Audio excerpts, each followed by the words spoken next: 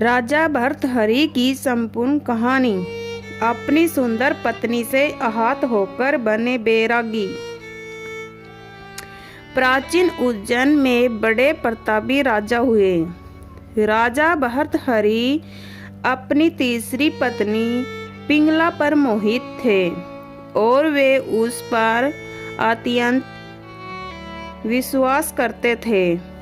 राजा पत्नी मोह में अपने कर्तव्य को भी भूल गए थे। उस समय उज्जैन में एक तपस्वी गुरु गोरखनाथ का आगमन हुआ। गोरखनाथ राजा के दरबार में पहुंचे। भर्तहरि ने गोरखनाथ का उचित आदर सत्कार किया। इससे तपस्वी गुरु अति प्रसन्न हुए। प्रसन्न होकर गोरखनाथ ने राजा एक फल दिया और कहा कि यह खाने से वह सदैव जवान बने रहेंगे, कभी बुढ़ापा नहीं आएगा, सदैव सुंदरता बनी रहेगी। यह चमत्कारी फल देकर गोरखनाथ वहां से चले गए। राजा ने फल लेकर सोचा कि उन्हें जवानी और सुंदरता की क्या आवश्यकता है।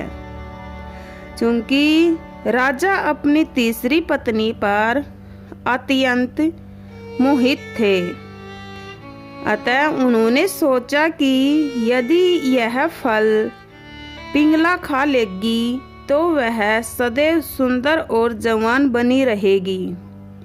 यह सोचकर राजा ने पिंगला को वह फल दे दिया।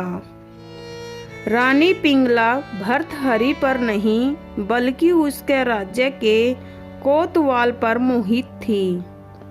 यह बात राजा नहीं जानते थे। तब राजा ने वह चमत्कारी फल रानी को दिया तो रानी ने सोचा कि यह फल यदि कोतवाल खाएगा तो वह लंबे समय तक उसकी इच्छाओं की पूर्ति कर सकेगा। रानी ने यह सोचकर चमत्कारी फल कोतवाल को दे दिया। वह कोतवाल एक वेश्या से प्रेम करता था और उसने चमत्कारी फल उसे दे दिया ताकि वेश्या सदैव जवान और सुंदर बनी रहे। वेश्या ने फल पाकर सोचा कि यदि वह जवान और सुंदर बनी रहेगी तो उसे यह गंदा काम हमेशा करना पड़ेगा। नरक समान जीवन से मुक्ति नहीं मिलेगी। इस फल की सबसे ज्यादा जरूरत हमारे राजा को है। राजा हमेशा जवान रहेंगे तो लंबे समय तक प्रजा को सभी सुख सुविधाएं देता रहेगा। यह सोचकर उसने चमत्कारी फल राजा को दे दिया।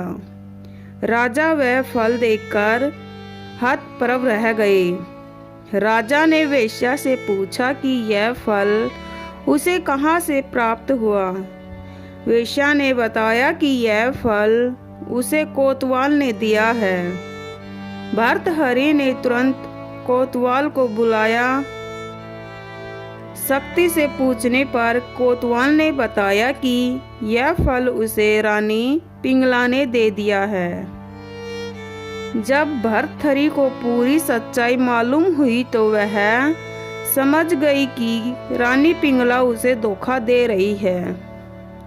पत्नी के धोखे से भर्तहरि के मन में वैराग्य जाग गया और वे अपना संपूर्ण राज्य विक्रमादित्य को सौंपकर उज्जैन की एक गुफा में आ गए।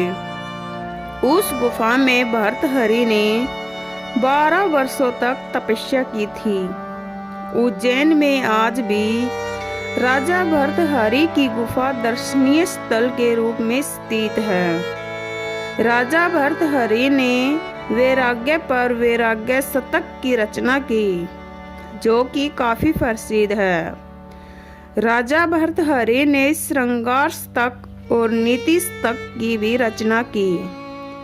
यह तीनों ही शतक आज भी उपलब्ध है और अपने पढ़ने योग्य है। Thank you.